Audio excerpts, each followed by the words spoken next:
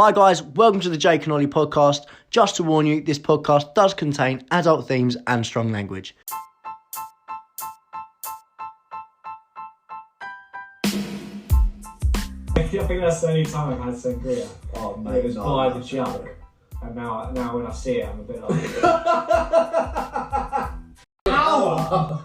She wakes up at 7:30 and then she's done by 8:30. Why? It takes me an hour and a half to get ready. Just to come around. Gee. You're sweating. You're right, mate. As you make me know I'm really bad at a tourist. That's bollocks. I think this question, and they're like, yeah, I know, straight away. Or some, like me, on the other side of the boat. Thanks.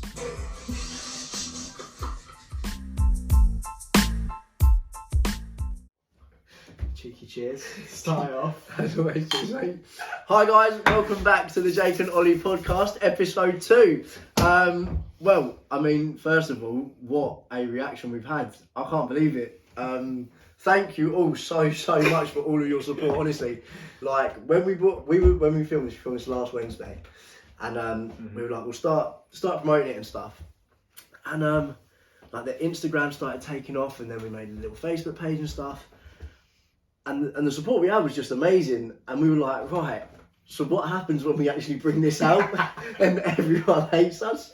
But the reactions we've had have been absolutely amazing, and I'm really super grateful for all of your support. Like, can't thank you all enough. So Definitely. Do you have anything to say? We would have been happy with, like, we really didn't know what to expect, did we? No. I mean, we were filming this the day after we put the first one out, and from now, so over that weekend, I think we're over sort of like 400 followers on Instagram now, which is sort of depressing because I've had my Instagram, my personal Instagram, it always has as many followers as my personal Instagram, and I've had that for about 12 years.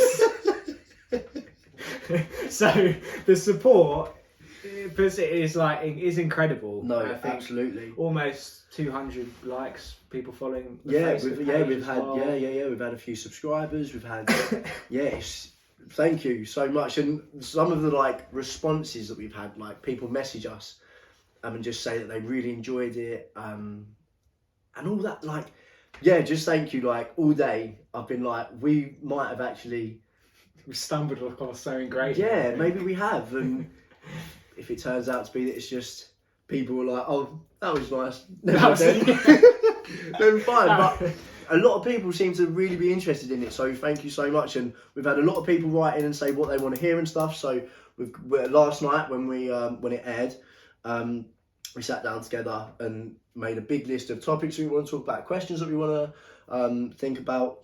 And I think we've definitely got a good first series coming up for you guys. So please do stay tuned for that. The best part about it is the comments, isn't it? Oh, amazing. The comments that we got on YouTube, Facebook, DMs on Instagram, people, so I'm going to stop tapping this pen, people sending in questions, that kind of thing.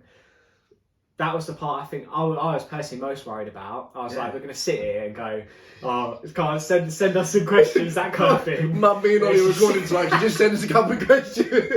It's just going to be tumbleweed. It's just going to be no interaction whatsoever. Which but it wasn't. Is what we're excited for. We want it to be interactive. And that's exactly what it's been. And we couldn't have asked for anything more, and we are super grateful for everyone that has supported the podcast so far. 100%. Just makes us super proud of 100%. It's really rewarding. Super excited to keep going with it, keep putting out episodes every week. And I mean, we just enjoy doing it anyway. So the fact that we already know there are some people out there that will be waiting and find it enjoyable is brilliant. Yeah, and we've definitely learned a lot from the last week.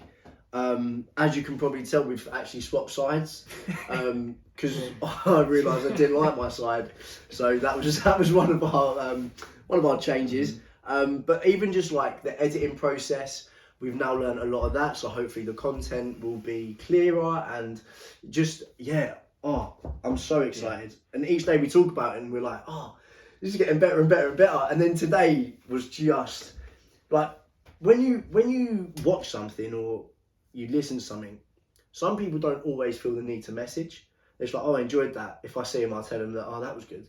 But the fact people have gone out their way in the last 24 hours to go, do you know what? I've just listened to that and that was absolutely unreal. I can't wait for the rest of the series. I'm like, wow. So yeah, thank you so much, guys. If you think about it, it's quite a big thing to ask of someone. Because podcasts aren't exactly short, like something like a 10-minute YouTube video, that kind of thing.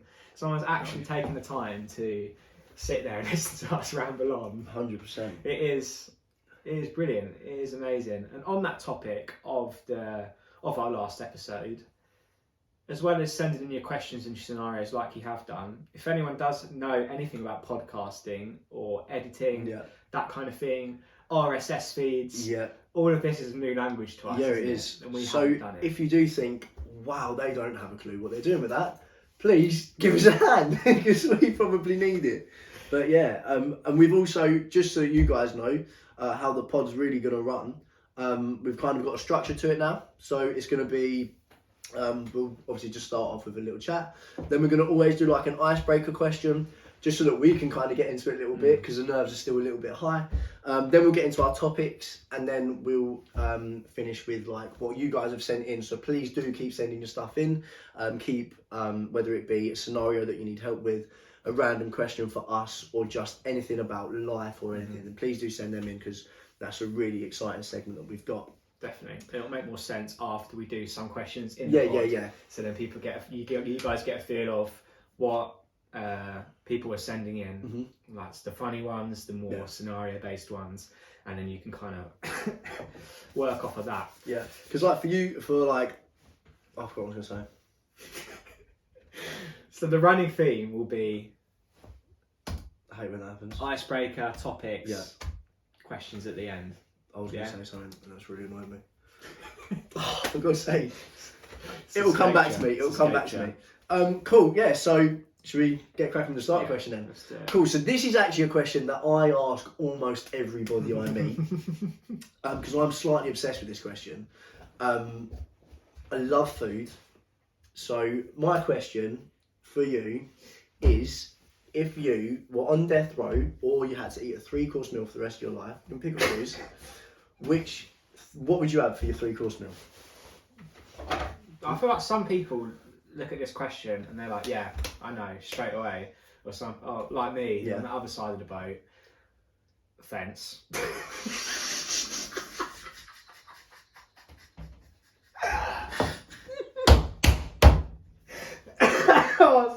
It's cough, man. I can't stop coughing.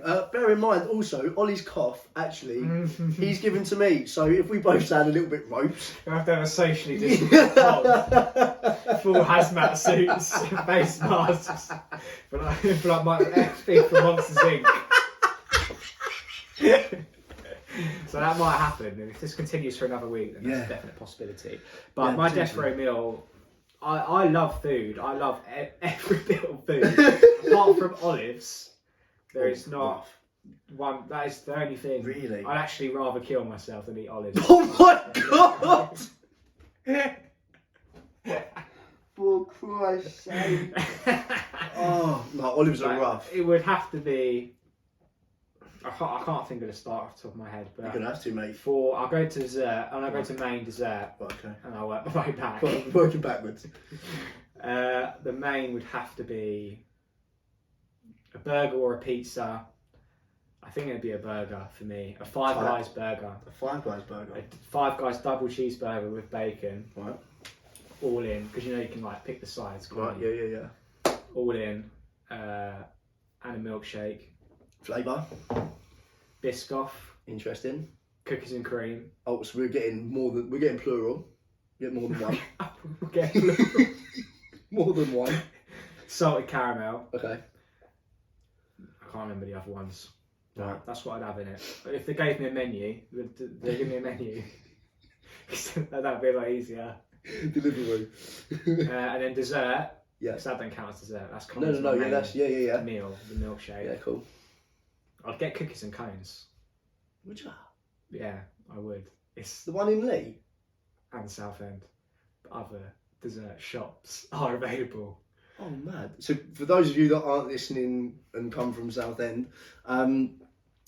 we actually had someone listening from Australia, so that was really cool. That was really, really cool. So if you're watching or listening to this one, thank you. Please carry on tuning in. So that's like a creams or like some. They just basically just do loads of really cool like cookies, brownies, and all like cookie cups. They got like cookie cups and they have like it's almost like a cupcake, really, isn't it? Like the cookies. Yeah, you got outside. cookie as the base. Yeah, and then in it you've got like inside a Kinder Bueno. I love like my that, favourites. but completely filled in a cookie. Kinder Buenos. Have you seen they're doing a Kinder Bueno cream egg?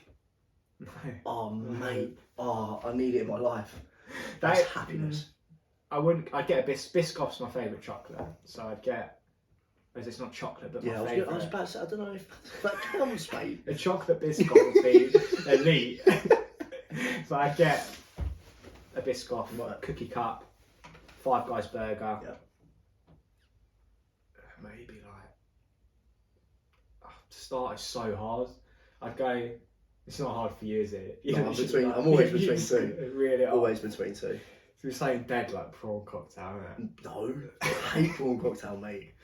No, I'd just go halloumi fries, something like that. Alright, Put okay. it out there. I feel like I'm literally going to be the fastest person ever to get diabetes in half an hour of what I've just picked. It's a lot of cheese and fat. Oh, cheese is the nutso, mate. I love cheese.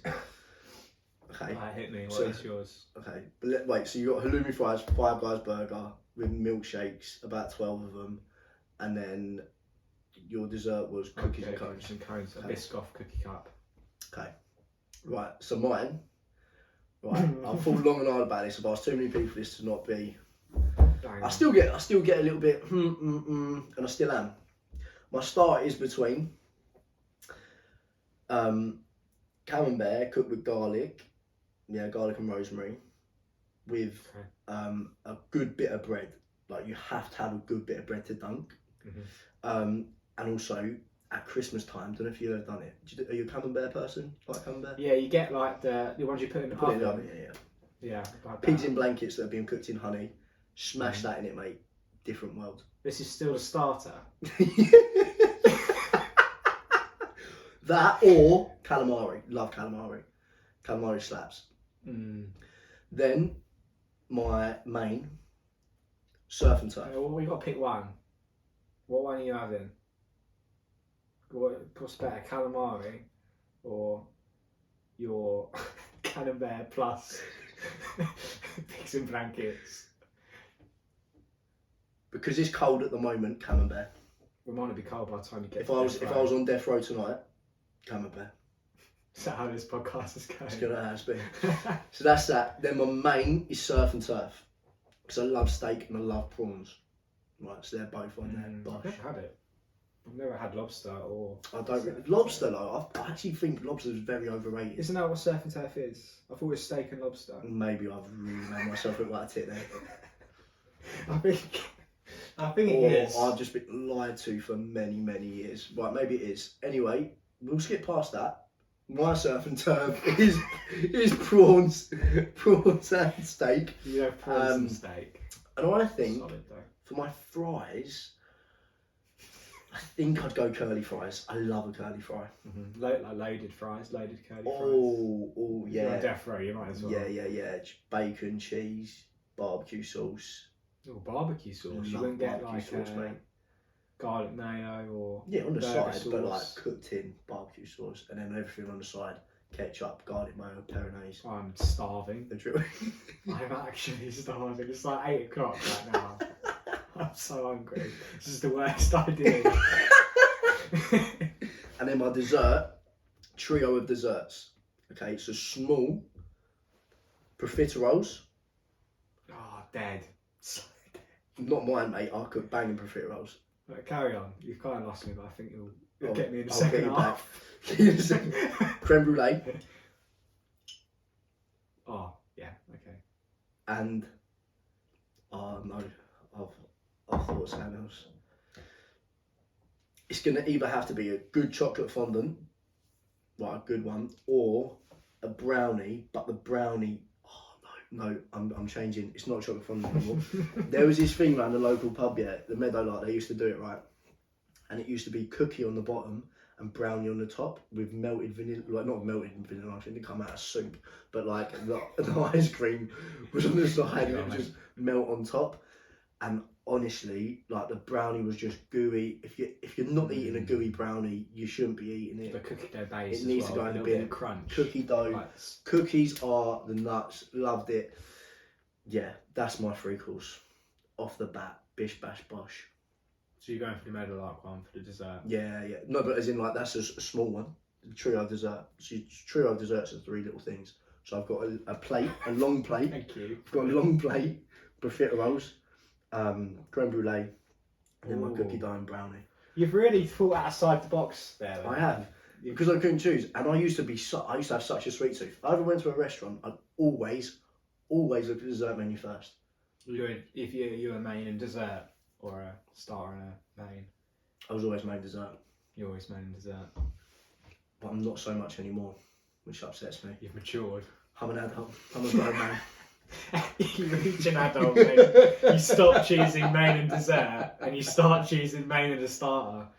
That's when you realise you're an adult. That's when you realise who needs the turning of 18. No one. It's just when you change the menu the other way. But yeah, I would agree. To be fair, starter and a main for me all the way. Depends. Like, but I depends don't know where why. you are, what you are. I feel like I would rather have Not a what you main are. than a dessert, but I never get it. But then dessert is so hit and miss. Like that's why I say going to like a place that is a dessert shop. Yeah. Is so much better. Yeah. Because sometimes when you rock up to like, so if you go to the pub or something, or you go somewhere that's not like a really nice restaurant for dinner, and then you look at the desserts and it's just always disappointing, isn't it? 100%. Yeah, I've got to say, one of the best meals I've had, me and my mate, at the beginning of 2021, after the lockdown and stuff, we were like, right, we're going to start 2021 fresh. We're obsessed with Gordon Ramsay, like obsessed with him. So we're like, we're going to go to his restaurant, we're going to treat ourselves.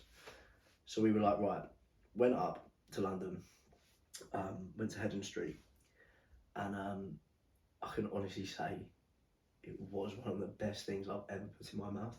What'd you get? We got calamari to start, steak, and this steak was... You got it, haven't you? Yeah, but he'd been before, and I was like, I want to try the beef Wellington. And he was like, I haven't had the steak. And I was like, right, well, we'll get the steak. And honestly, it was just out of this world. What sort of, this is like a fillet steak? What sort of steak? Oh, what did we get? I can't remember. It wasn't a fillet. What was it? Would have been breaking the bank. No, I don't even think, I can't remember. I can't remember what it was, but it was lovely. And then dessert, it was around the time of his birthday, so he got like a little special one. I can't remember what I had. I think I had the chocolate fondant. I did. I had the chocolate fondant. What is a chocolate fondant? It's like a chocolate bomb. So it's like, as you put your spoon into it, all the chocolate comes out. Is this what I see on Instagram, where it's like a chocolate ball? No, not where you pour over and then like it's No. not actual chocolate. It's like a sponge, ish, and then as you like scoop it, there's melted chocolate inside and it seeps out. It's just soaked caramel ice cream. But it's like a chocolate sponge cake, but with melted chocolate inside. Yeah, it's I good. feel like a retard. I don't know For God's sake. Yeah, so that's basically what. Yeah, and it was so good. And then he introduced me to red wine that night because he was like, I'm a big white wine fan, love white wine with food. He was like, I'm not having steak with white wine. I was like, right, well you can choose then. He chose, sorry if I pronounce this wrong, a bottle of Chianti, and it was actually really nice. So I really enjoyed that. Couldn't drink. I know people love a bottle of red wine. Like people go through like 2 bottles of red wine. And I'm like, whoa. After 2 glasses, I was like, right, I'm a bit parched. Right, I need something else. I've never had. I have had like red wine, obviously, but I would never choose to drink it. Depends what you're eating, I think, and it depends on the time of year. Like I would never sit there in the boiling hot sun and go, yeah, proper fancy a It red makes wine. me feel a bit ill. Yeah, it does. Right. I tell you what, I love a sangria. Love a sangria. When I get bad, like if I smell it or see it, it just brings me back to being in Magaluf. That is not sangria. That is honestly the word. I remember smashing that. The Pirates Reloaded. Pirates You've been to Reloaded, that? mate. Yeah, it's so good. But that sangria. I think that's the only time I've had sangria. Oh mate, It was no, by I the love jug, sangria. and now when I see it, I'm a bit like, Ooh. That is not ideal. That is Oh. not ideal. So yeah, that's that then. 2 pretty decent death row meals there, I think. I think so. Wouldn't like to experience it. No, yeah, let's hope we're never on death row. It's a nice sport. Yeah, mate. But I think like if I was there Yeah. and someone, it's a bit rubbish, isn't it? And then someone brings out, if someone brought out halloumi fries, I think actually deep it, someone brought out halloumi fries to me. I was like, I'll see you there hanging tomorrow. I would be like, what was the point?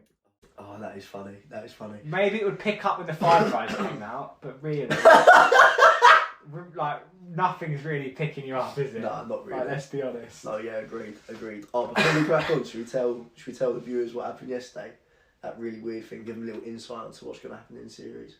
The old book. The secret. Yeah. So basically, yesterday, right, we were brainstorming different ideas and stuff, and we got onto manifesting and like all meditation. Yeah, meditation, manifesting and stuff. And Ollie's a firm believer in it, and I kind of get it, but I do think a lot of it. Sometimes I think that is complete bollocks. Like, and then last year for my birthday, I got bought The Secret. Don't know if any of you have ever read it. There's also a documentary film on it, and I got bought the book. Absolutely smashed through the book, and it low key changed my life for a long time. Like every thought that I was thinking, I was like, oh my god, you can't think that. Oh my god, yeah, let's think more into that. But then there were pages, and I was like, right. So this bloke has sat there one night and gone, I'm gonna get £1 million tomorrow in my letterbox, and he's woke up and there's £1 million in it, and I'm thinking that's not true. I do that every day. I'm still waiting for it to happen. That's not a thing. That doesn't count. But some of it is probably good. So anyway, Ollie was telling me about loads of like people and what are they called? Like, what would you call the people? Practitioners, maybe? Yeah, they are doctors. Yeah, doctors, Like yeah. Psychologists. So like, they're different people that he knows and he's researched. And I was like, well, just take the book. So he took the book and he just opened it to a random page. And the page he opened it on was literally what he just explained to me. And it was proper weird. But I wanted to tell you that because I thought that was crazy. But yeah, we'll get into that. That'll be a whole nother episode. But yeah. That would be good. It'd be good to talk about it more because there's loads to talk about there. Yeah. Especially the stuff like there's going to be £1 million in my letterbox. That. How can that be a coincidence though? Honestly. I'm going to get really into it now. Let's save it. Because I do it every day and it ain't happened. Would you do it as intently as he did? Would you connect to the world? Yeah, it's the world. As much as he did. Oh, it's crap. It's not a thing. It's not crap for him though, is it? Because he's a millionaire now. He's found £1 million in his postbox. Because he manifested it. Yeah, true. So if I sat here and firmly believe that some bloke was about to turn up... Don't do that. So I'm a believer. Don't manifest a strange man outside the games room. No, I can't concentrate. Oh, brilliant. Brilliant, right. But what we're actually going to talk about... Yeah, go on then, main topic. We'll talk about that another time. It'll be very exciting. So what we're actually going to talk about today is good days and bad days. Quite relatable. We all have days where we're kind of in the flow of things, is how I'd describe it. You're kind of getting things done, very productive. You're having a good day, and then you have those worst days where it's the polar opposite of that. You're telling yourself you can't be arsed, you can't be bothered. Mm-hmm. You're telling yourself you don't care about things that you do actually really care about, and before you know it, you're 6 seasons deep in The Office and you've done nothing. Yeah, that sort of day. Yeah, we're going along that sort of thing and like routines and stuff. have you experienced recently any days where you felt, oh, this is just not happening, or have you recently experienced a day where you're like, oh, my life is absolutely fantastic? For me, let's do the bad one first, Right. and then we'll pick it up. Yeah. For me, the bad day, when I have a bad day, how would I describe a bad day? It would be the day where you don't feel fulfilled in what you've done. Right. You're kind of telling yourself that you're going to do this, you're going to do that. I'm going to clean my car this afternoon. Right. I'm going to go out for a walk. Okay. And you just don't follow through on that promise, that eternal promise you made to yourself. Right. That is how I sort of describe a bad day. Right. And for me, that personally, in my experience, that comes a lot with alcohol. And when you go out, for me, Sundays have notoriously been a rubbish day. Yeah. Because on Saturday, I would have gone out and got absolutely smashed. Right, yeah. Would have slept in on the Sunday, felt rubbish the whole day. Yeah. And I literally would do nothing like with the whole day. And there'll probably be things that I would like to be doing or need to be doing. Yeah. Maybe an important task. That because I'm in that sort of down state. My stomach's hurting, my head's hurting. Yeah. I'm then telling myself I can't be bothered to do that. No. I can't be bothered to do this. And then once you start getting yourself into that cycle, I find it carries on. And before you know it, it sort of snowballs, and a bad day sort of turns into a bad few days. And you keep yourself in that slump of telling yourself those sort of negative thoughts. Whereas on the opposite of a good day for me is when it starts the night before. I like to prepare. I like to be prepared. Right. So that's saying, isn't it? Yeah. Failure to prepare. Yeah. You should prepare to fail. I think that's what it is. That makes sense, doesn't it? I Failure think to prepare, you should prepare to fail. Yeah. Yeah? So for me, what I like to do the night before, if I know that I want to be on top of it, and this normally happens on a Sunday, because I like to break that routine. On a Sunday, Monday, you've got new day. You've been gifted an opportunity. Yeah. You've been gifted a whole week of new opportunities. So on Sunday, for the Monday, so for the next day, I'll time block my day. Right. So I'll say when I'm going to get up. I say what I'm going to do, which normally for me will be a run or a workout at the gym, some sort of like conditioning. I'll time block when I'm going to get there, when I'm going to leave. I'll pack my bag the night before, time block when I'm going to get to work, when I'm going to finish work, and I'll keep it with me. I have like a diary, a diary, Right. and it's in 15-minute blocks for the day, and I'll write out what I'm going to do, and I'll keep it with me in my gym bag and my work bag, and I'll time block when I'm going to get home, what I'm going to do when I get home, and for me, there's a lot of satisfaction in just ticking off what you've done and ticking off those tasks. And it snowballs. Once you start the day with a task completed, it will carry on. Okay.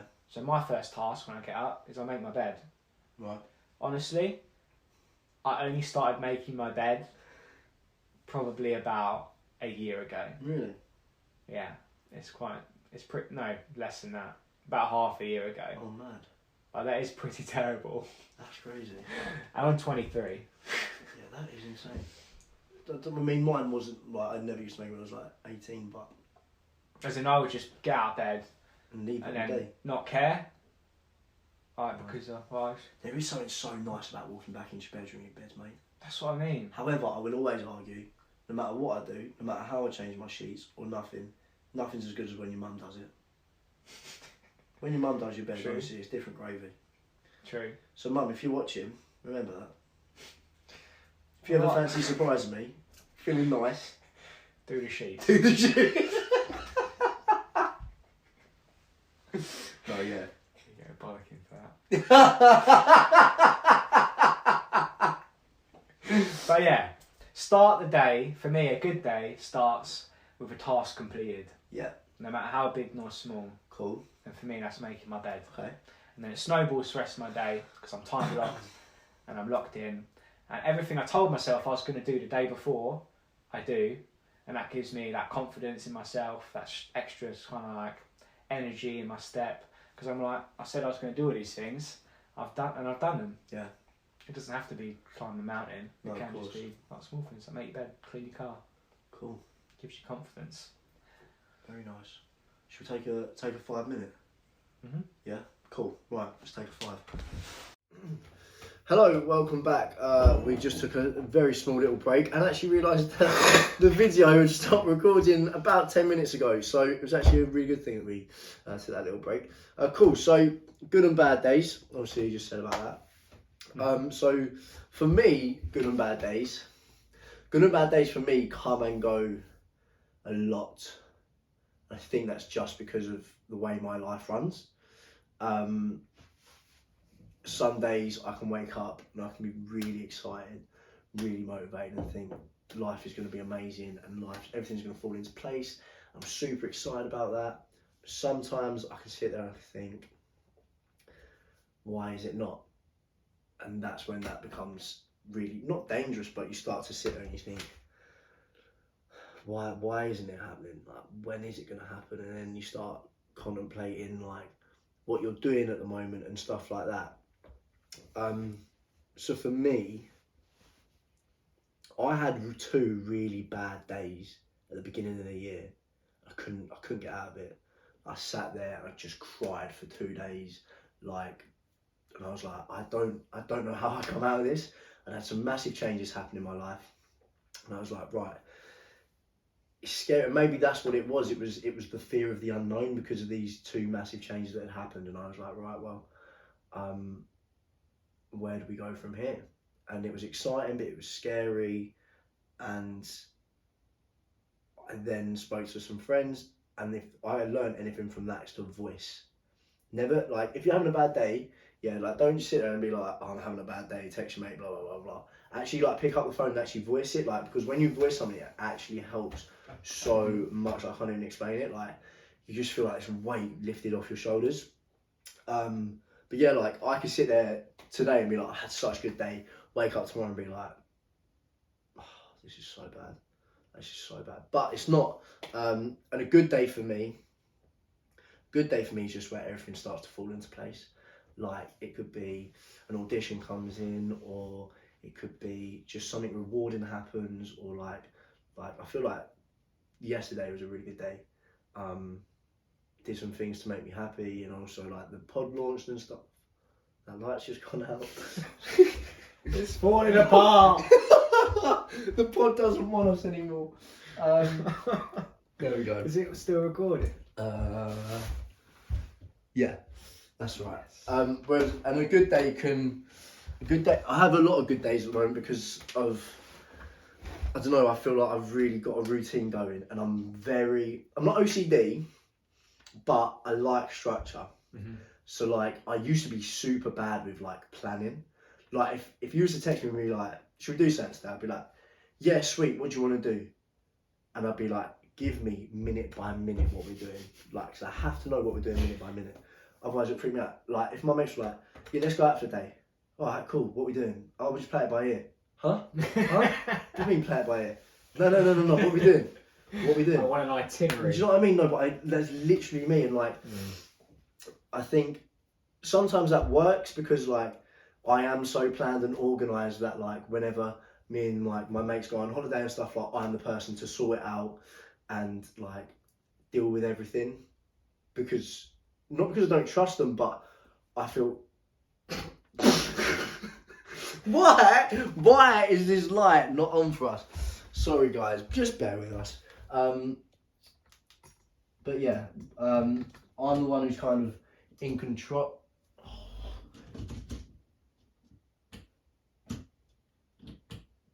I think the plug socket's actually come out. Fuck. Is the phone charging? Don't know, mate, because it's recording. Alright. I mean, it's still not bad, so we can still see. If it goes out again, just carry on. Yeah. Yeah, so I'm the one that like kind of just sets all that up, and like, because that makes me feel comfortable, because I then know what's happening. Whereas if I didn't, and something went wrong, I'd freak out. Whereas if something does go wrong, like, I can then sort that out. Like, me and my mates had a holiday planned, and then something changed, so then we had to find different accommodation within like 3 days. So I was like, right, and I literally sat down and just blasted Airbnb and was like, right, found it, bosh, bish, bash, bosh, done, happy days, and it was sorted. But like, if that wasn't on me, it massively freaked me out. But I'm the same as you in the fact that a lot of the time, I'll sit there on a Monday morning and I'll write out my week. Mm-hmm. So if I've got things I know I need to do, I'll write it out. So, like, I'll always do my accounts on a Monday. There's always a Monday morning thing. And yeah, each day we'll have like jobs to do. But also, I'll write these jobs. Like, I set myself goals for the week. Like, if I need to do something, I'll set it needs to be done by then. Mm-hmm.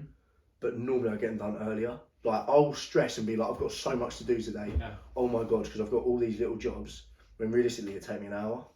So I've got the rest of my day for anyway. Like, I'm such a stress head. But sometimes it really isn't good how much I stress. But sometimes it kind of works in my favour. You said you had a couple of bad days at the start of the year because you felt like the fear of unknown was kind of driving those bad days. Yeah. Do you think that's why you like to be in control of things? Because when you're in control of it, Maybe, you know, I never thought of it like that, but maybe because when I'm in control of it, because then when I'm in control of it, then if something does go wrong, I'm still in control of fixing that. Whereas if I'm not in control of that, there's nothing I could do about that. I never thought of it like that. Food for thought. Food for thought. Interesting stuff. Yeah, 100%, 100%. But I think like having that weekly rota of like jobs to do and stuff really helps me. So is that why you think routines are why do you think the routines are important for you, having that? It sets up a structure.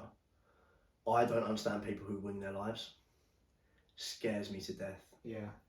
Like, people are like, yeah, it is what it is. I'm like, Don't you, what? like that? I hate that. Like, if I know that I've got a few things to do, I need to be making my to-do list. Like, I don't understand procrastination because I can't procrastinate. If I have something to do, it's done. Like, I remember when I was at college and we'd get given an essay, and I'd do it on the train home. I hate having outstanding tasks. Like, I'd sit there on my phone, and I was quite good at essays anyway, so I was like, on my phone, transfer it over, bosh, it was done. You were like a night before kind of person. Oh my God, but like my mates would sit up for 24, 48 hours trying to get all this work done, and I'm like, how? I had a friend at uni, one of my best mates now. She knows who she is. There was countless nights where we would be sitting in her room, finishing off an assignment, helping her finish off an assignment, and like, shit you not, these assignments would be submitted at 11:59, like that kind of know who you are, that kind of procrastination. No, I couldn't do it. I'm a procrastinator, but that is extreme for me. That gives me some serious anxiety. But I think I'm a procrastinator because I like to do things in bursts. Right, yeah, no, I hear that. If you like I don't like longing something out. Like at university, for example, I could not see how people would spend like 6, 7, 8 hours in a library just revising. For me, they'd probably still get the same amount of work done, but for me, that's a form of procrastination. Yeah, that is intense. In my mind, that's what procrastination is to me. Whereas I'd probably join them in the library, probably piss about for 4 hours of it, but then the last 2 hours, I would be full concentration, getting the work done and trying to retain as much as possible. Yeah. And for me, like, it worked. It got me to where I am with my qualifications. Mm-hmm. So I think there's just different ways around it. But then I think sometimes it works for people. Like my mates who procrastinate to death and don't do anything, and they'll wing their lives, are very successful. And I'm like, I'm glad that works for you.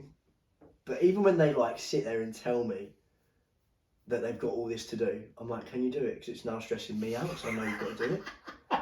If not, I'll come and do it for you. Like, the only thing I really procrastinate is like little chores. Like if the dishwashing is changing, or like little things like that, or Stuff like no one I wants need to do. tidy my room or something like that. And then I'll be like, oh, I'll do that later.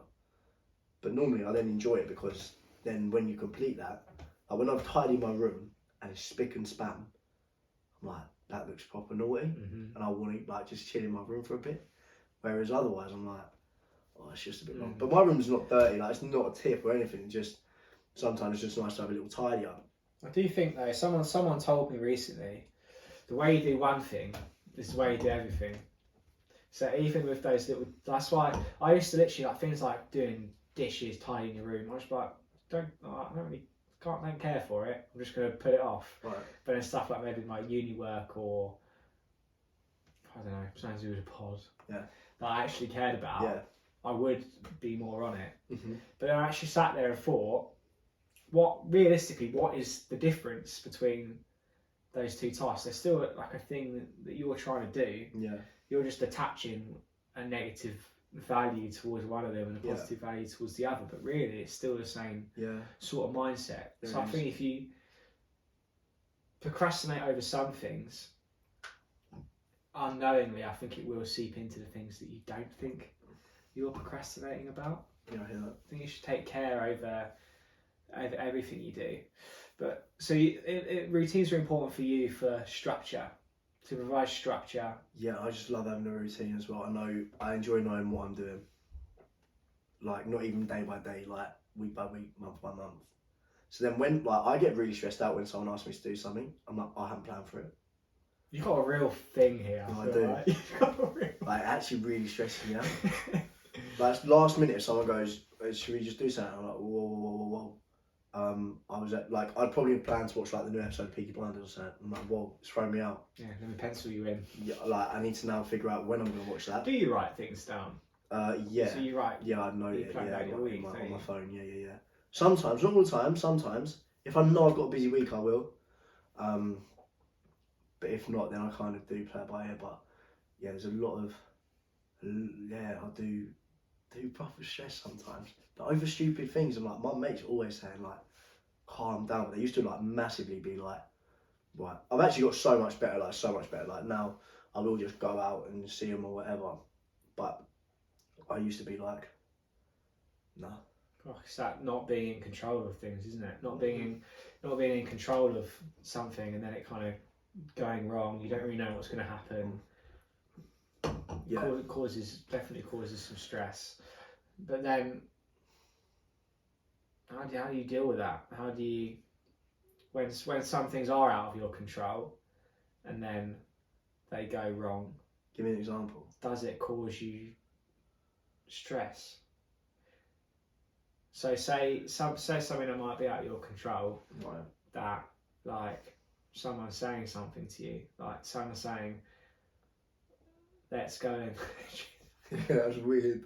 like someone's saying, let's go out and do this tonight, but you're like, I want to go and watch Peaky Blinders instead. Like you can't really control that happening. But that's a really bad example actually. More like something terrible happening. So COVID, you couldn't really control COVID. Right, yeah. You have all these auditions lined up. Bang, pandemic. Nothing to do with you. But massive fear of the unknown, out of your control. I was really stubborn at the beginning of COVID. As in like, I was like, cool, it'll be a couple of months and then I'll be back. Oh, weren't we all? And I was so wrong about that. I've given up making predictions on like current affairs, politics, that kind of thing, because every time I'm just so wrong. 100%, but like with that, I think COVID didn't just affect me, it affected everyone. So everyone was kind of going through it, especially like my friends who were in the same industry as me. Like we all felt that. Like whether they had already got a job and that job had been pushed back, or they were auditioning and then that all like fell through, or loads of stuff, and like that. And realistically, you can't do anything about that. I can't do nothing about it. But it still causes so much stress. Yeah. So do you ever try to like look a bit more inward in it and think what kind of things like can I control? I think now I do stress about those things. My mates always say it is what it is, And at the first, I thought it was like, got it tattooed have on you? my leg. Really? It's tattooed on my leg. Unreal. In Polish. Yeah. Oh man. When I went on holiday. Oh, sick. That's class. Yeah, Yeah, but like they used to joke around like it is what it is. Yeah. But now I've always had this thing that your life is planned. Like I don't have any control over my life. Like God's plan is God's plan. Like if I make a decision, that's God's plan. So like I've made that decision. So my life is already set, and what happens in my life is how it's going to be. I don't actually have any control over it. I might think I might do, but I don't. So I then kind of just, at the moment, I kind of do just allow it to be what it is. And I think actually, I don't get me wrong, I do get stressed, but I think I'm really quite chilled at the moment. Mm-hmm. Not a chill person. Like I can get really like stressed or like, hot-headed, but like as a whole, I don't sit there every day and go, oh my god, oh my god, oh my god, oh my god, oh my god. But like I do also hate unorganised people. I think there is something really healthy in that, in the thought that God's plan is God's plan. There is a plan for me. Yeah. You're almost.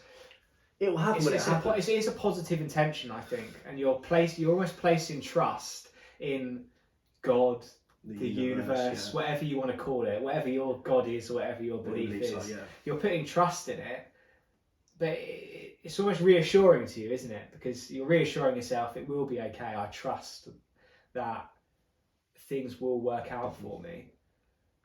But don't you think you do have to make some steps make some positive steps? Because you can't say the plans for me to be a millionaire but be jobless unless you find £1 million to your postbox. Do you know what I mean? Yeah. I think it's good to place trust in it, but you can't then just completely rely on it.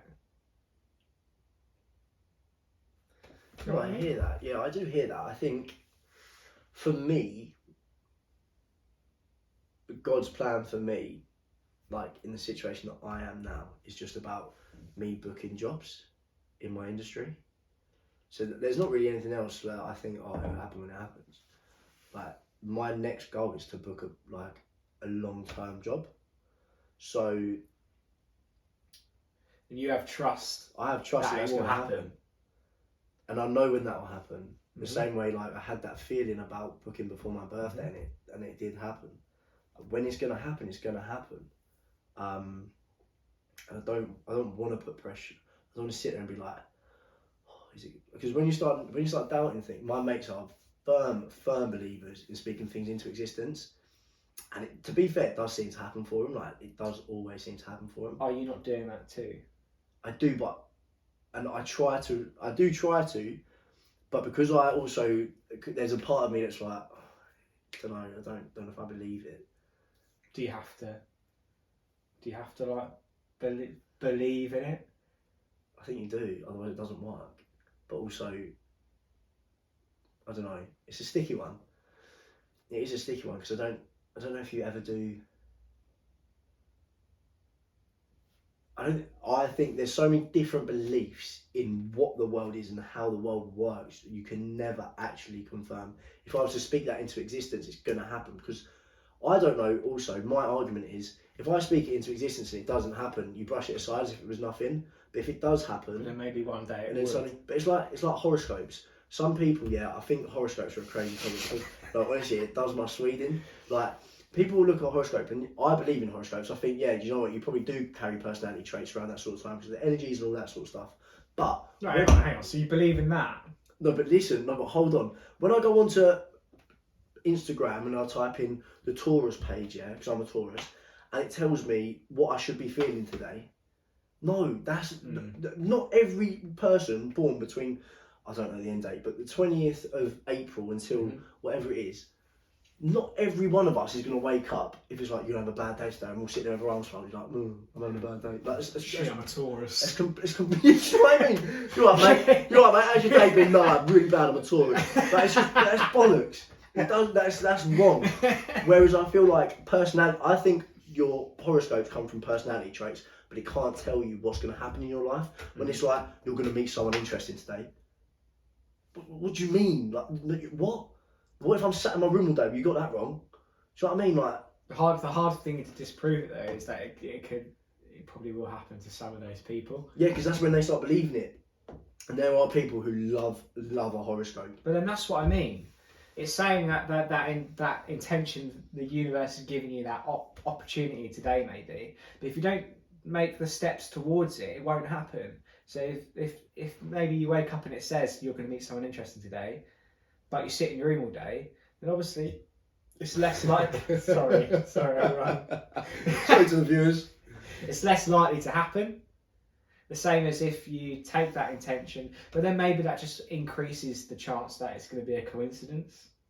Yeah, I think that when it comes to horoscopes, I think it's all coincidence, like, because if I was to wake up and go on my little horoscope app and it goes, you're gonna have a bad day at work today, am I gonna want to go to work? No, I ain't gonna want to go to work. But I don't believe that every Taurus is gonna have a bad day at work. I'm not backing it. The horoscopes. I don't back that sort of stuff. I think the personality traits are accurate. I think they're accurate. I don't know what mine is. I think I'm bang on a Taurus. If you was to research Taurus, most of them are bang on for me. We should find out next time. Yeah, we'll do that. Maybe we can kick that off. We can kick that off. That's how we kick off next week. And then we'll see what we think about it. Yeah, we'll start that off. Cool. Let's circle back to routines. Yeah, let's go back to routines. We've got a bit misled. For me personally, routines are important for me because. What is your day? Like, what is your proper? If you was to do like an average daily routine. So I don't have most of my days at work.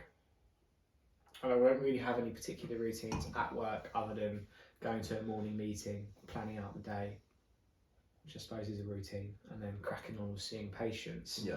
But my morning routine would at the moment consists of getting up at 6, doing my run or going to the gym, having a shower at the gym or at home, getting to work.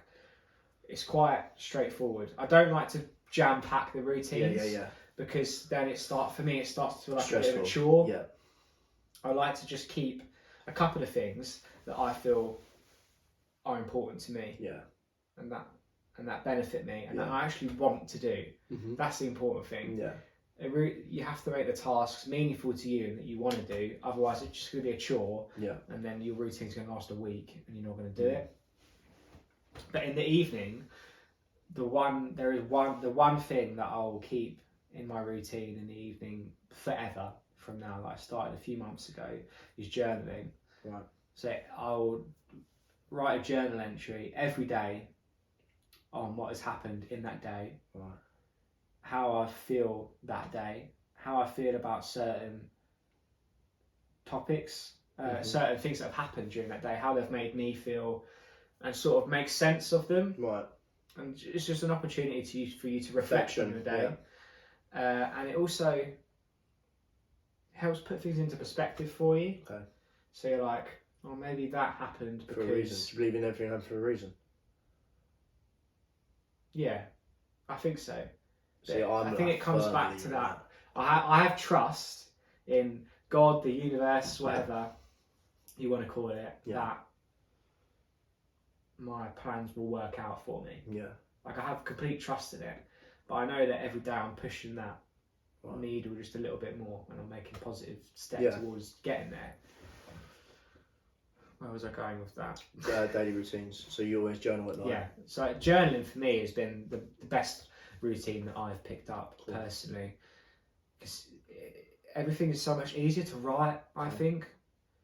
And like you're by yourself in the evenings a lot of the time, like in the week. I'm not going to just go start speaking to myself. Right. For me, when you start writing, it just all comes out. And when you start writing about something that you actually feel is important, you will just write and write and write and write. And the more you write, the more you learn. Yeah. And the more that comes out of it. Yeah. Other than the journaling, I wouldn't say I have a particularly solid routine in the evening. It's more, that's how I'm going to, other than stop like screens, like I'll cut off screens. Do you? So like playing like PC, PS4, like I'll stop that at like 8 o'clock. Really? Because if I continue doing it, your head's going mad. Can't I switch off. can't sleep. But honestly, when I stop it at 8, journal for a bit. What's your sleep routine? Hit the pillow at like 9 and I'm like conked out. Do you? We go to bed at 9? I get up at 6. So you have 9 hours sleep every day? No. between 9 and 10, I'll fall asleep. Depends how tired I am. Wow. Is that really like hard? You've always to... loved your sleep though, to be fair. You Have have, yeah, you have. You've always been asleep. When we used to like go out, it was always me belling your landline. Oh, is Ollie up yet? No, not yet. And it's 11 o'clock in the morning. But that's like sleeping in kind of sleep. Yeah, no. I'm only going to bed at 9, 10 because I'm starting my day a little bit Sick. earlier. Not to say I'm doing some crazy morning routine. Like I'm just getting up at 6 o'clock. Yeah. Most people go to work, get up that time, go to Yeah, work. when I was at college, I used to get up at 5:30. Yeah, exactly. But it's nice. It's nice getting a good night's sleep. Like I don't know what that means. you feel so much better. I had a good night's sleep for years. So it's important for me, those routines. Yeah, I think Because they make routines me are feel very confident. important. Yeah, and it just gives you a bit of structure, and I like structure. Some people don't, but I do. I love structure.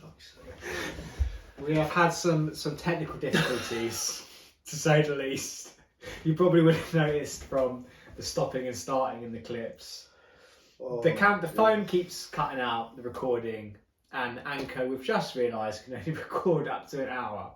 So, like we said at the start, if anyone does have any help with recording or equipment to use to record or software, we're currently using 2 iPhones to record audio and then audio and video. If anyone has any recommendations on the best way to do this, give us a DM, give us an email. We need your help. We haven't missed too much. We haven't missed too much on our episode. We'll just kind of pick up from where we left off. So we'll pick back up into, do you have any routines? Any morning or evening routines? So my daily routine, because of work, my daily routine goes, I get up, and normally by the time I get up, well, it all depends on my sleep. My sleep at the moment is minimal. I probably sleep for 20 minutes on a good night, if I'm lucky. No, to be fair, I mean, I say that last night I don't think I slept consistently for more than half an hour. Is that because you're ill though? Yeah, probably. I'd like to think so. Did you say recently, have you been ill the whole time? I don't remember that. I will always say I don't remember the last time I've ever slept through a night. I always wake up like 1 to 2 times a night minimum. Like for like a prolonged period of time. If it's no, but like if it's to go to the toilet or if I just wake up and then go back to sleep. Always wake up. But yeah, so I'll normally wake up and then my friend got me like maybe later part of last year, like got me into the gym. Not all the time, but like maybe like 3 or 4 times a week just to get me up and going. Like so I feel like actually there's something, just gets the endorphins going a little bit, and like sometimes I do feel really good after the gym. So yeah, we get up, we go. Normally before he starts work or goes to uni, and then it kind of like sets up my day a little bit. And then I'll come home, do any jobs that I need to do. If I'm up early enough, I'll do, like this morning I was up super early, so I did a lot of jobs before I went to the gym. And then after the gym I had a lot of time to still like just do bits and bobs, but I still feel like today I didn't really stop. But normally week by week, now we've got the pod though, like last week I feel like I didn't stop because I did have the pod to focus on, and I feel like I was really lacking another focus. It was just a case of get up, go to gym, go to work and do nothing with your day. I know I briefly mentioned last week, like literally just scrolling through TikTok, which is all I seem to do, but yeah, so normally get up, go to gym, come home, sort out some things from work, because I work at night times really, like in the evenings. Earliest time I start is 3:45. Well, it's calm, isn't it?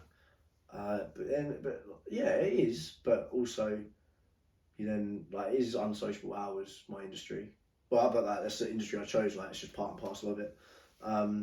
So then teach for a few hours. Latest time I finish is 7:45.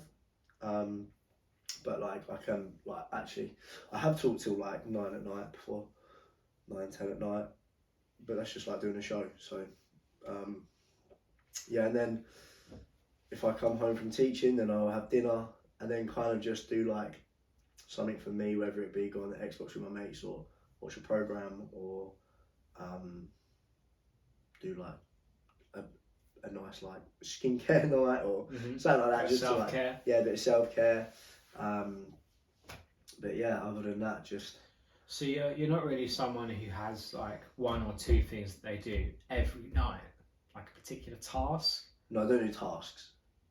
Like, I wouldn't go home tonight and be like, I now have to, I don't know, like, no, I don't have tasks. I mean, like something like some people will like meditate for 10 minutes every evening, or I did do like a month between January and 10 February. press ups. Yeah, no, because I go to the gym, so I would do that. As an example. Yeah, fair enough. I did do like this month, like find myself thing, and I did try to like do like 10 minutes of just like zone out time a day, whether it be meditating or stretching or something like that. And I found for me stretching was better than meditating. Meditating, I was like, I'm just away with the fairies here. I'm like, how long's it got left? How long's it got left? Whereas like stretching, I put on like some nice music. Like I normally listen to like a piano playing like songs, so it's just the piano. And really, like, if you close your eyes and stretch, like I really zone out. So that was nice, but no, like I don't do that every day at all. So you have certain things that you'll do. I've said if I want to do them. It's not too like regimented like some people are. No, I don't have regimented. You just kind of do your gym in the morning. Are you gymming like every morning now then at the moment? Well, no, I'm not What's every your morning. kind of like? So Monday, Tuesday, Wednesday, and then the average week, because I don't like going any more than 4 days a week. I don't. Yeah, no. So I'll do that Monday, Tuesday, Wednesday, and then Friday, maybe. And then like Thursday I'll go and like see a friend or something.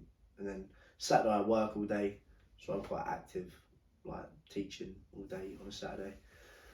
And then Sunday's like my day of rest.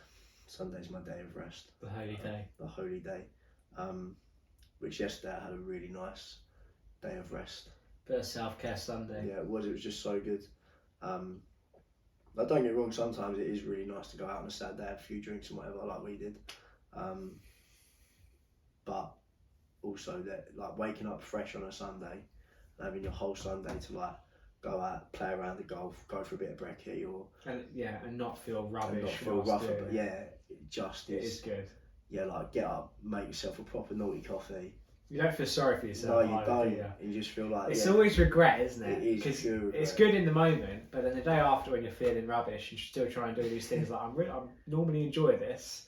It is just regret, and regret is like one of the worst feelings. But yeah, my typical week is just that really, because I teach. Well, as a freelancer, you can teach whenever. Like I could get a call now and say, "Oh, can you teach tomorrow?" Like, oh, yes or no.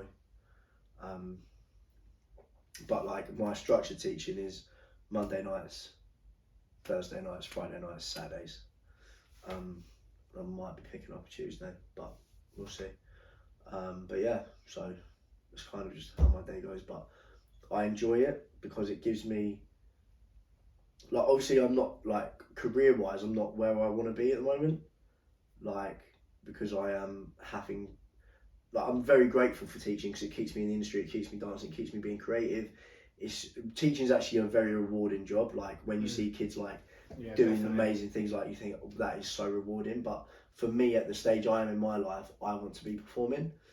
So like I know that there is still a step up for me to go.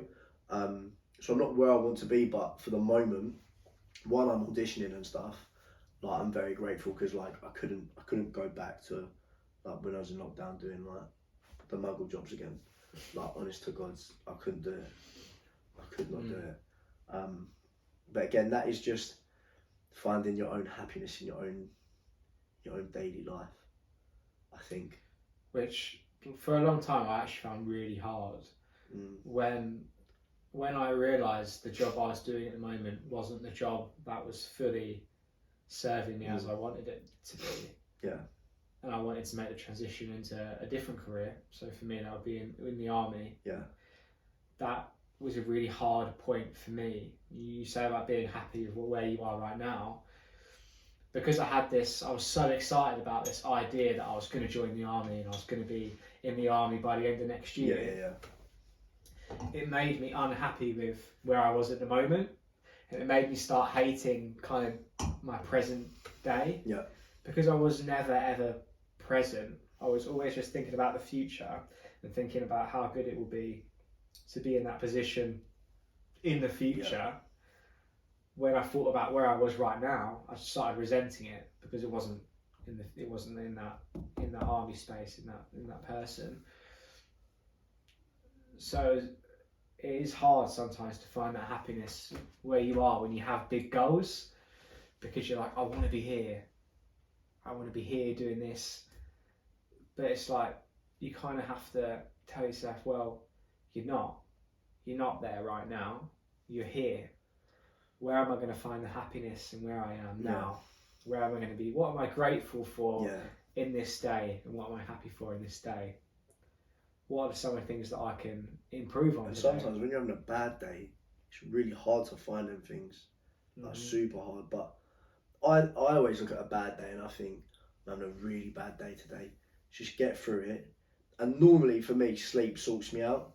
If I have a little nap or I sleep and then I wake up and I'll be like, right, brilliant, okay, we're off. And 9 times out of 10 that works, but sometimes it don't, and then you have to try and pick yourself back up again. That's quite hard.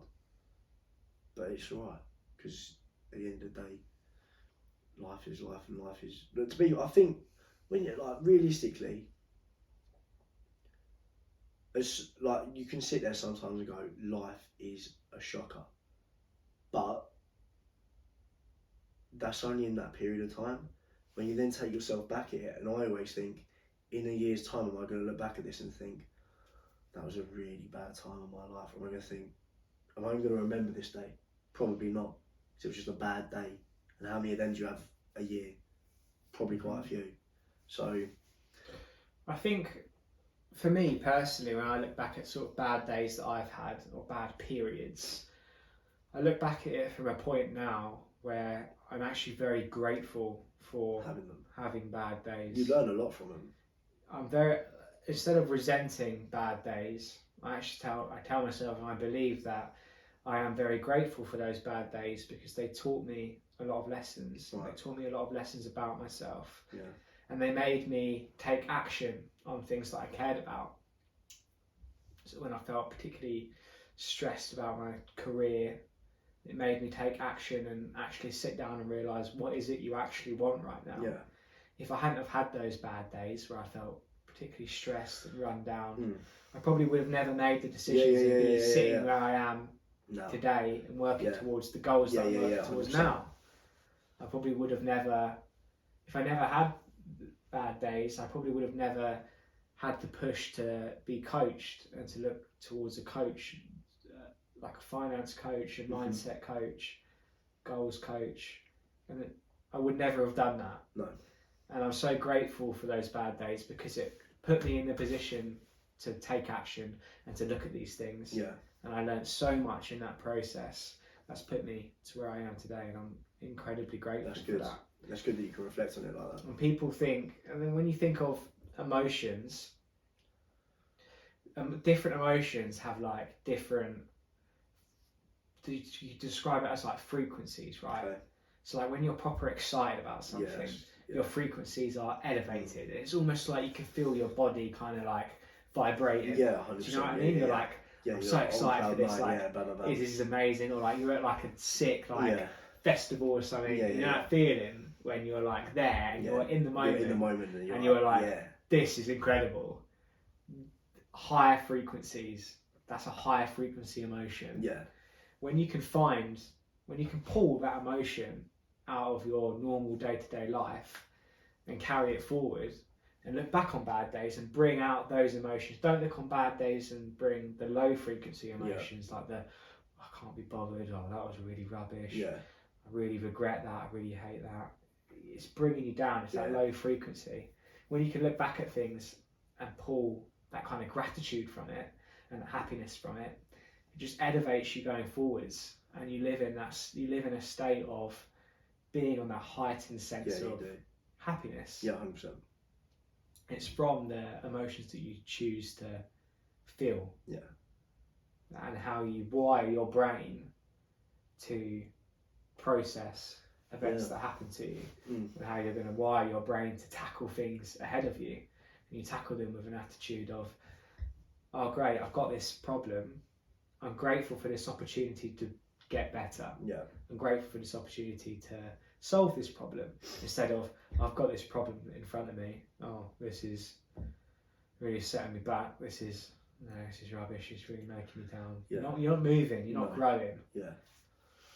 So that's why bad days are important. I do. No, they're definitely important. Same with anything though. Like you learn so. Like if life was always good, I think you get bored. Do you know what I mean? Like you wouldn't learn anything. No, you would never grow as a person. No, you would not never grow at all. You would never move forward. No, you wouldn't. And you always look at these like celebrity stories and things like that, and it always has some sort of sob story, doesn't it? Does. But I do feel like, I think because there's some sort of sob story, they've had the bad days. Some people will take the bad days and not deal with it, and some people will take it in their stride and it will accelerate their growth. Yeah. And maybe that's why those people are where they are achieving what they are today. Yeah, 100%. The fact that a lot of them have sob stories probably isn't a coincidence. No, it's not. Because they've moved through the hard stuff. Yeah. They've been through that process and they've grown from that process. 100%. And I think anyone can do that. You know, you don't have to have the extreme of it and be like, I was like, I don't know, something really horrible happened to you. It doesn't have to be like that. It can just be like, oh, I got overlooked for a couple of jobs maybe, or didn't get that job, didn't get this job. I really wanted it, This relationship fell through, this relationship fell through. Are you just going to sit on that and mope around about it? Or are you going to reflect on it? See what did I learn from that? Start moving forward. And once you tap into that kind of energy, you do feel like you're unstoppable. Yeah, 100%. You do feel like literally you can conquer any issue going forwards. But how are you wiring your brain to do it? Yeah, I agree. Yeah, it is, and it is just a learning curve for it. That's why routines are important. They are important. Because if you wire positive habits and positive routines into your brain, you will find that it carries through into your problem solving and your general mindset. Yeah. Whereas if your routines are rubbish, your habits are rubbish, then your general mindset and your general well-being will probably follow in the same suit. No, because how you do one thing, it's how you do everything. No, I agree.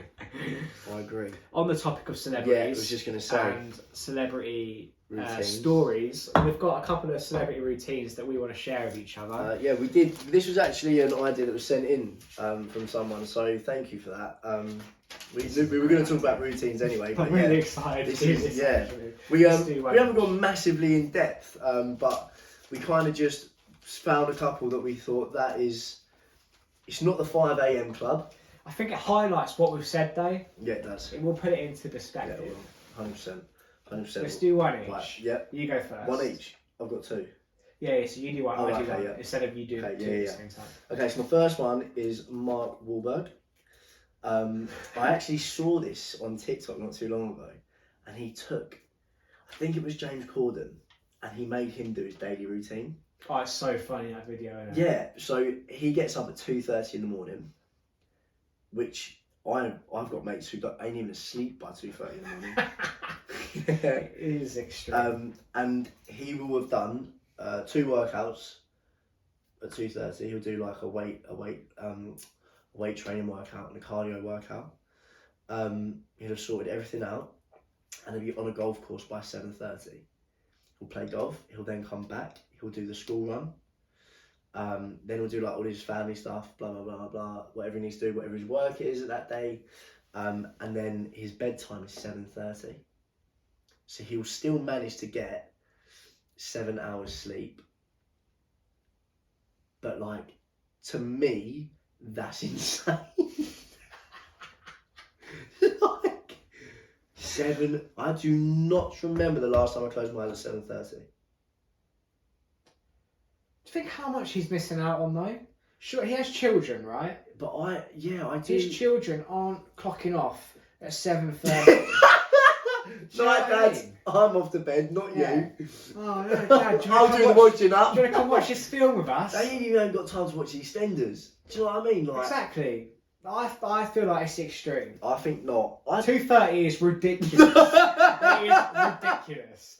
4 o'clock, I can understand. I think anything but...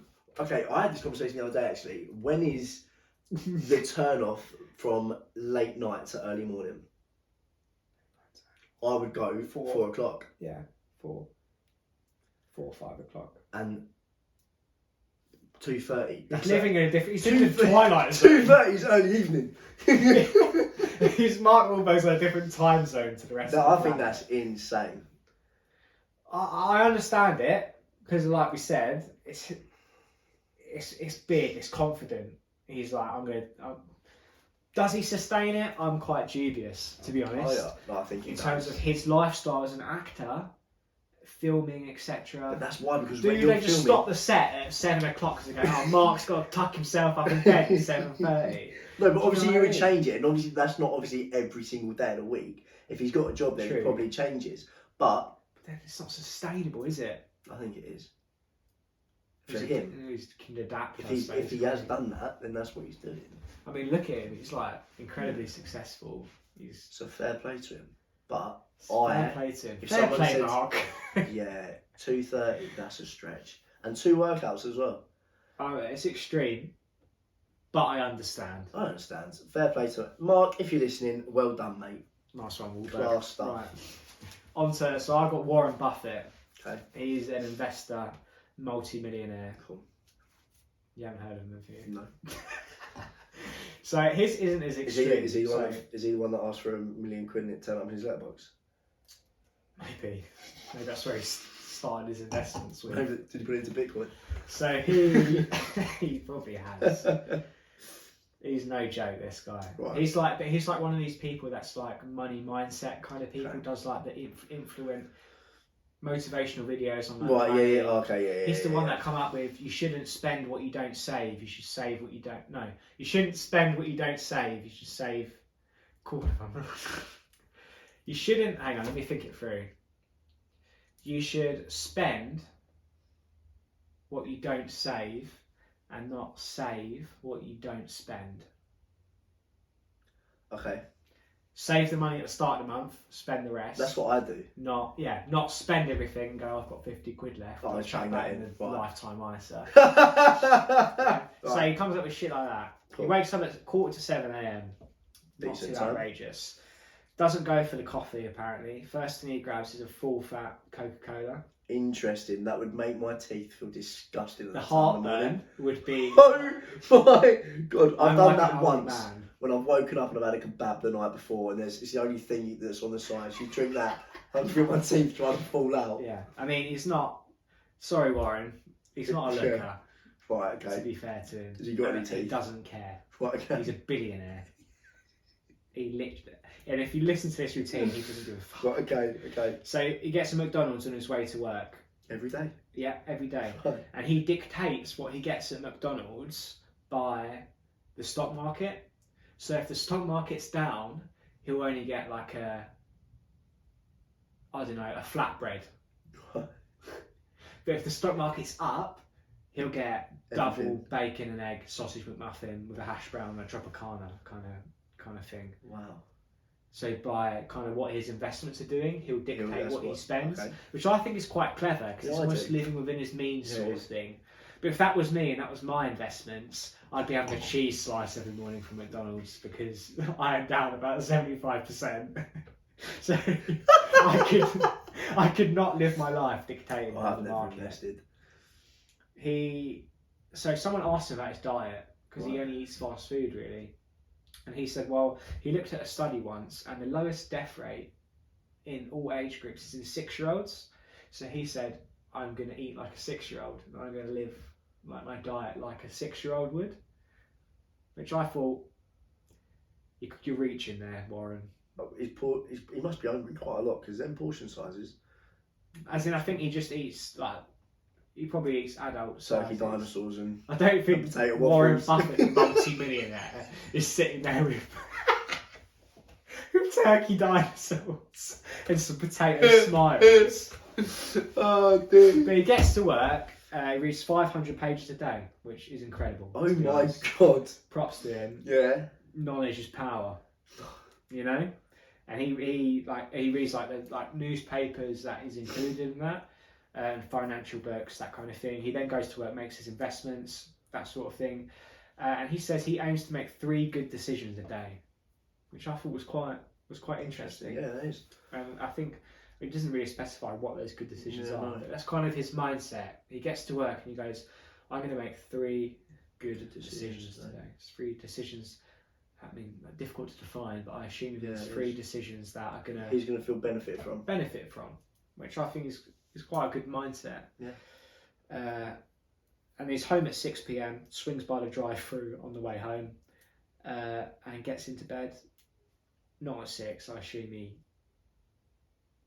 does something in the evening. I don't really know. As his what he bargain does. bucket that he's just picked up, and Yeah. then And he probably does some, I don't know, trading or something. yeah, maybe. Probably not. He's a multi-billionaire.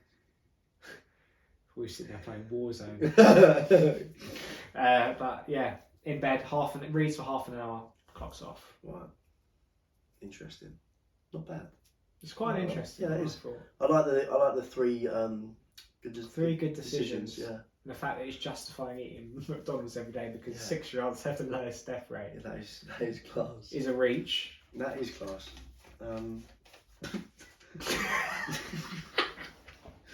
Still not sold on that, but alright. So my next one, I really struggled with my second one because I was like, they all come up and you've got Dwayne The Rock and all that, and I was like, everyone kind of knows that these sort of people are part of the 5 a.m. club. They get up, they smash a few workouts, blah blah blah blah. So I thought, you know what, I'm going to switch it up, and I went for the Queen. Right, so our Queen, Her Majesty, wakes up at 7:30 in the morning. Good time, yeah. First thing she does, listens to BBC Radio 4. Just listens to that. Then her personal assistant comes in and runs her a bath. So she'll listen to that while the bath's running, and they use a wooden thermometer so that it's a nice temperature for her when she gets in. Yeah. Then she'll get out of the bath, and then her PA will have her outfit picked out for her. So then she'll get into that, and then as she's getting dressed, someone will bring her an Earl Grey with milk, no sugar. And then as she's drinking that, her hairdresser will come in, make sure the barnet's on top form. She does a great job at that. She does. Breakfast 8:30. This is all before 8:30. This is in an hour. This is In in an an hour? hour. She wakes up at 7:30, and this is done by 8:30. Why? It takes me an hour and a half to get ready. Just to come around. Gee. Oh dear. Just to climatise. Cool. So yeah, 8:30 she has breakfast, and then it says she likes going on the balcony after breakfast to listen to the bagpipes, That's nice. which is lovely. Then she's in the office by 9:30 in the morning. Yeah, does her work. No one knows what she does. No, didn't tell me. Lunch is at 1:30, and then 5:30 is dinner, and then she's in bed by 11 p.m. And then she does have a little read before she shuts her eyes. It's very, very self-care, isn't it? It is. It She is looks after very. herself. She does. She does. But she's the queen at the end of the day. Of course. Of She's got course. an image to uphold, isn't she? Yeah, 100%. 100%. She couldn't rock out onto her balcony, hair all over the gaff. You know what I mean? Yeah. But yeah, I mean, I wouldn't. It's believable. It's definitely believable. I feel like she actually probably does I think that. she definitely does. I actually think 7:30. I thought it would be 7. I feel like there's a massive difference between 7 and 8. A huge difference. Yeah. 7's early. 8's late. You think? I think 8's late. Yeah. Some people start work by. Only since I've started to get up really early at the moment. I feel so good getting up early. And my body, it's not even an alarm, my body's getting up. Maybe because I'm ill, but my body's just you're awake now, get up. I'm alright then.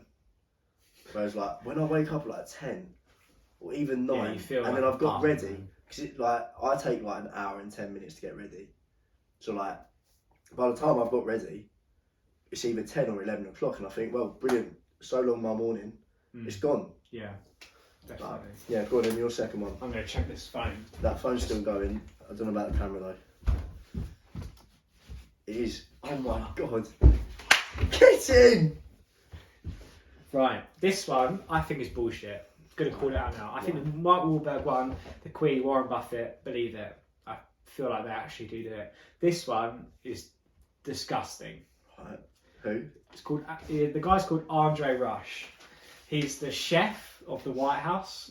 Oh wow, okay. So he's the head chef in the White House, and he cooks for the president.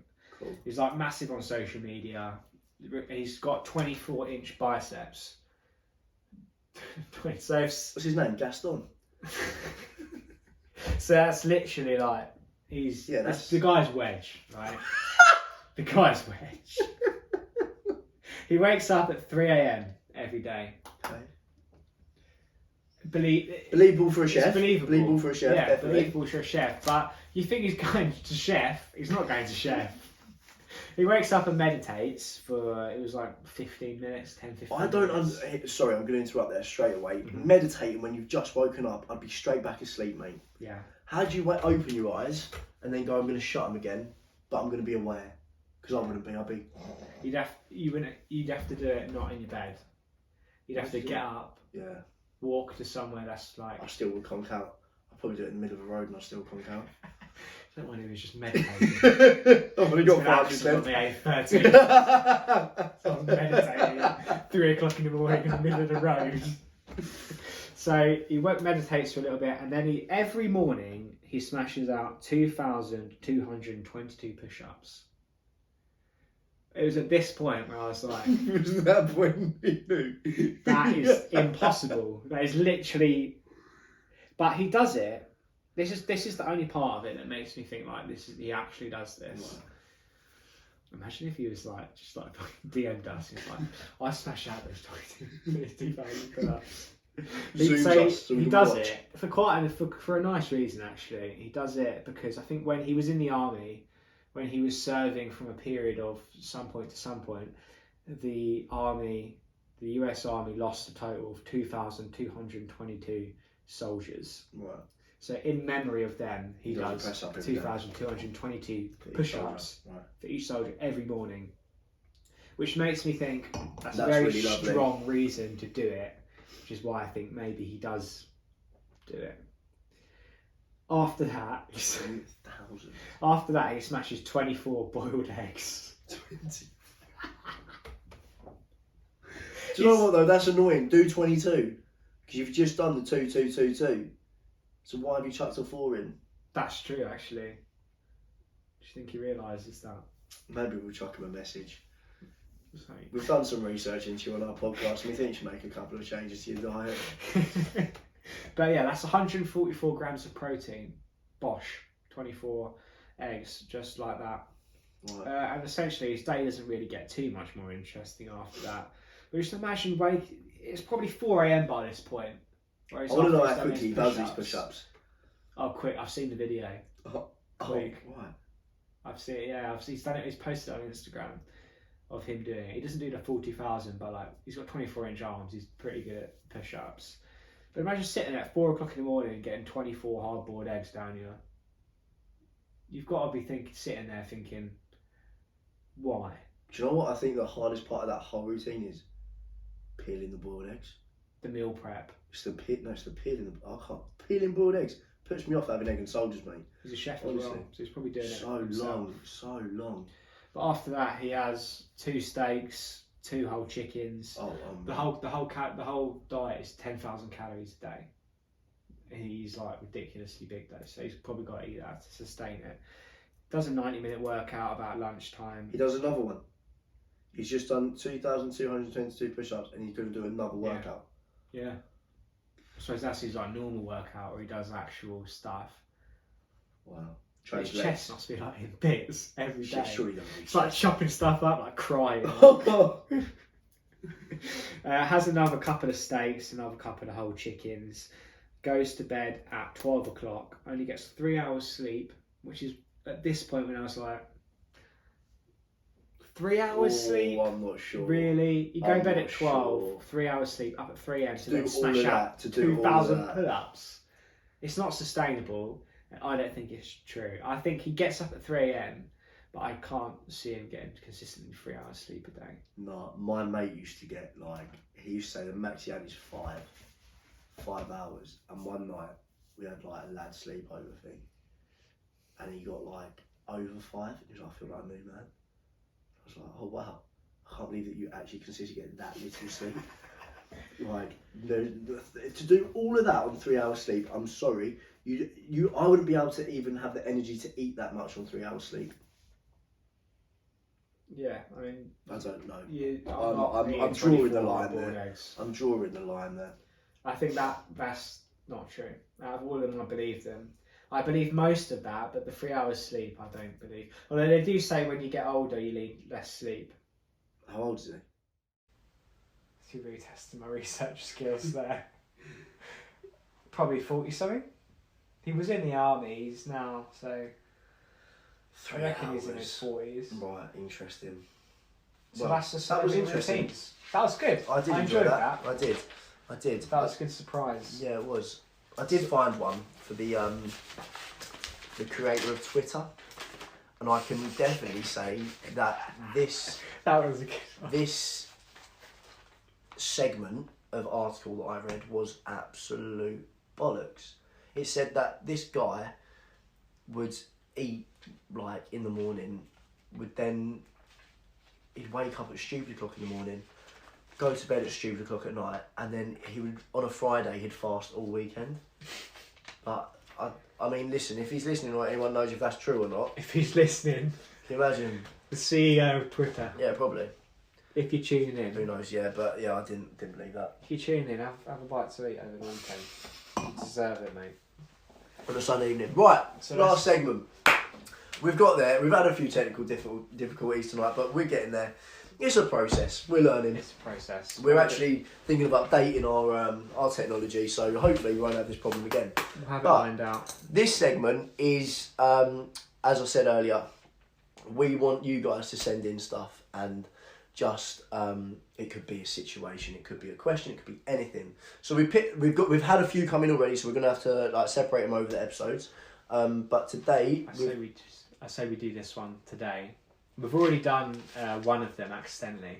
It was, would you give up a main or a dessert or a star and a main? All right, yeah. In our starter. And because of the technical difficulties, I don't think we have the time for what is the purpose of life. Okay. So should we do this one, save the rest for next time? Yeah. To read cool. it up? Yeah, go on. We'll just do one today then. Maybe we could do more after. Yeah. Okay, so sent in from Anonymous. Who knows who it's sent in by. So, I'm fed up of my job and would like to find a new job. How do I know if I'm making the right decision? Shall I read that again? I don't think I read that out very well. Okay. So, it says, I'm fed up of my job and I would like to find a new job. How do I know if I'm making the right decision? Okay. So, just hating his job, wants a new one. I think I could give a good insight to this, because I've had many jobs that I hate. And I mean hate. I've also had a few jobs that I enjoy, but I don't like the people I work for. So I think that all comes down to your own goal. Where do you sit and go, right, so is this new job part of the same industry? Is it a different industry? The same way you took that leap because that was something that was going to make you happy. I think the first answer for me here is what's going to make you happier in the long run. Are you in this job just because you're earning consistent money and you feel comfortable? Or are you in this job because it's something you want to do? And that's a question you need to ask yourself. Then you take the next step. The next job you look at, are you going down essentially where you see yourself long term? Because I think you need to look at a 10-year plan. for something like that. It's a long time. I think for, okay, maybe not 10 years, but at least 5, I think. Just for the, I'm presuming this is just a job. I think actually they did mention like recruiting and stuff. So if you're looking at that sort of job, if that's what you want to go forward with, then you need to find what's going to make you happier, company-wise, boss-wise, colleague-wise, salary-wise, all that sort of stuff. And realistically, I would sit there and go, if you're unhappy, try and find something, even if it's for short term, that's going to make you happier. Because I would never ever tell someone to stay in something that's going to make them unhappy. I think you're wasting your time and your life, and why would you do that to yourself? So that'd be my answer there. But if it is just a case of, oh, you know what, I'm just maybe getting a bit bored, then look at how you're going to develop maybe your role in the company. Like, do you want a promotion? Like, how, like, do you know what I mean? Mm-hmm. So I think there's a lot of different ways you could answer that question. And I try to answer that as a generic and not as boom, boom, boom, because obviously you don't know the job role or anything like that. But my thing for anyone who is sitting there going, oh, I don't know whether to change my job, as long as you can sit there and go, hey, listen, as I said, we've said, change is a scary thing, but sometimes you have to make that jump, and it'll fall into place eventually. Everything does. But if you're in a job that is making you unhappy, you need to start looking at other things. Because why are you in something that's going to make you unhappy? So that's my answer. Do something that's going to make you happy, and if that means completely switching up your career, then do that. If it means just changing company, look into doing that. And you could then sit there and argue, I would change company, but it means taking a pay cut. But that pay cut's not going to be forever, because you could then work your way up, use that as experience to go to a different company, etc., etc., etc. So that'd be my answer. Yeah, definitely. The first way, if it was me, and I was fed up, sounds quite relevant. If I was fed up in my job and I wanted to find a new job, but I wasn't sure whether I was making the right decision, the first thing I'd do is I'd ask myself, why do I feel like I'm not making the right decision? Right. What is actually holding me back from doing it? Why don't I feel like this is the right decision for me? Is it more like a logical reason, like it's further the job, or is it more of like an internal reason that I don't really back myself in doing it? Mm-hmm. I'm a bit nervous. I'm a bit scared for change, that sort of thing. Yeah. It's something I'd probably journal. I'd probably write down. So probably right at the top of the page, I'd write, why don't I feel like I'm making the right decision? Mm-hmm. I'd write, why I don't feel like I'm making the right decision. I'd ask myself, why? Why do I feel like that? Then I feel like sometimes you have to call yourself out. Yeah. Everyone gets a gut feeling on something, don't they? Yeah. Oh, yeah, trust your gut. Like, trust your gut. I feel like this is the right thing to do, but I'm starting to second guess myself here. Yeah. Am I bullshitting myself here? Or is this second guessing actually true? Yeah. So everyone gets that. So his gut feeling might be, yeah, I want to go and do this because it's really exciting. But then I'm like, am I making the right decision because I'm well established in this company and I'm leaving behind a good team, that sort of thing, but this is going to push my career even further.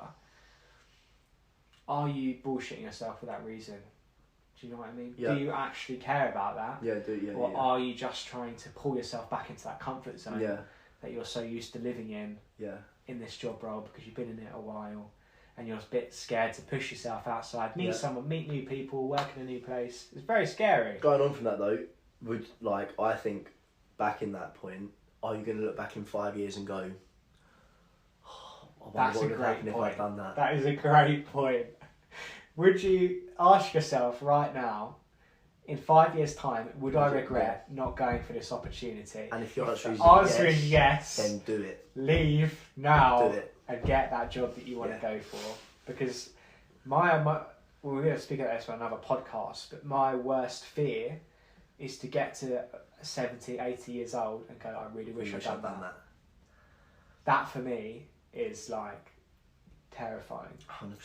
Which is why I'm kind of just on a path of doing whatever I kind of want to do. Yeah. But that's a massive point. Yeah, 100%. Would you regret, am I making the right decision? Well, would you regret not making this decision? Would you look back on it and think, if the answer is no, ask yourself, again, you've always got to ask yourself why. Why isn't it no? Because then you can start to rationalise your decision making. Yeah. And you can kind of go on from there. You're probably not going to do it. And going on from that, if your doubt of doing this is because of, I don't know, whether it be your partner and you have got plans to do something that you need the money for, or people might think, why the hell are you doing that? You're in like stable income, blah, blah, blah, blah, blah. If the people around you aren't supporting you with that, then firstly, sorry for that, because their first thought should be, is it making you happy?